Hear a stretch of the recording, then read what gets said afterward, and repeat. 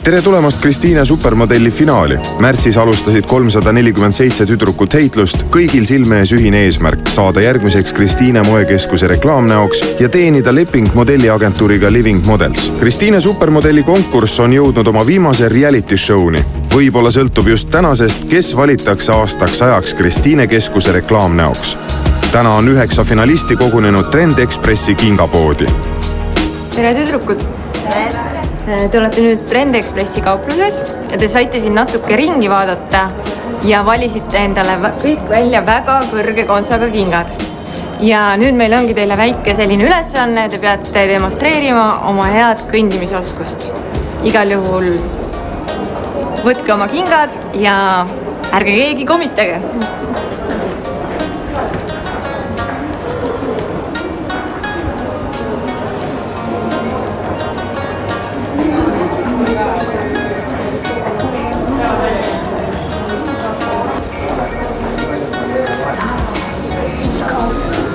Nii tüdrukud, te olete nüüd oma superkõrgete kontsadega kingad jalga saanud, neid natuke tunnetanud ja ma annan teid nüüd üle kõndimisõpetaja Janinale.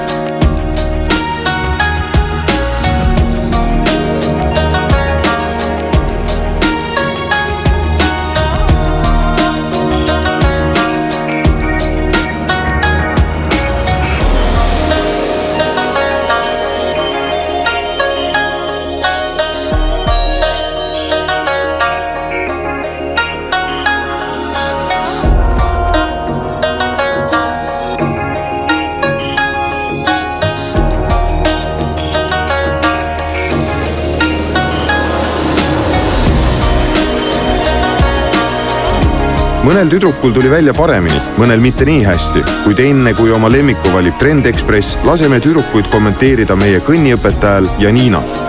Üldiselt oli tüdrukutel suurim viga nende üht kehahädus. Hästi paljud kippusid küürus olema ja eriti enesekindlust ei olnud, mis on üllatav võib-olla natukene.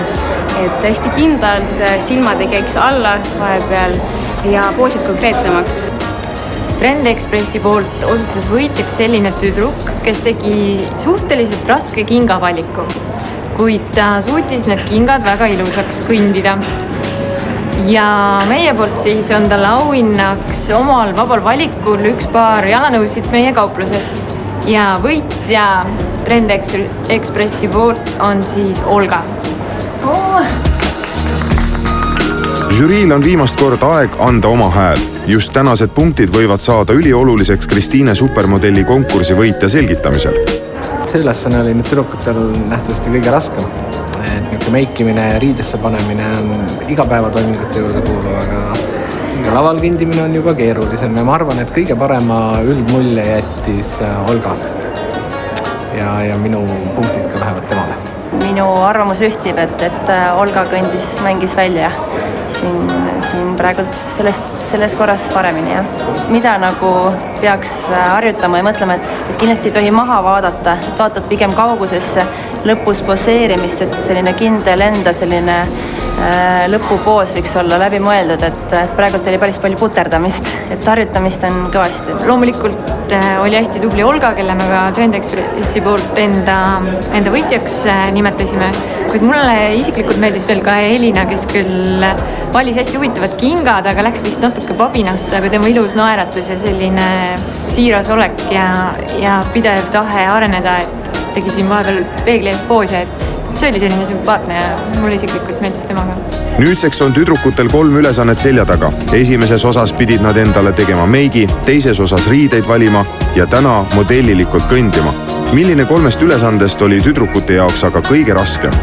Ma arvan, et kõndimist pean ma kõige raskemaks, kuna ma ei kanna igapäevaselt kontsakingi ja need, mis ma valisin, olid ikka totaalselt väga-väga kõrged ja kui kõik siuksed professionaalid vaatavad, siis on minu arust väga raske veel. Viimaste ülesannet kingade käest, et terve päev läbi on kontsakingadel olnud ja jalad on nii väsinud. mõnel oli päris hea kõnd, et oli kohe näha, aga enda omaga ma nii väga rahule ei jäänudki. Ma ei tea, õlad võib-olla olid nagu liiga ees ja peab veel harjutama. Kes jättis sulle 3 ülesande täitmisel kõige parema mulje? Kristiine supermodellidele saab hääle anda veel 2. juunini aadressil supermodel.kristiine.com. Hääleta kindlasti, sest just sinu arvamus võib saada otsustavaks.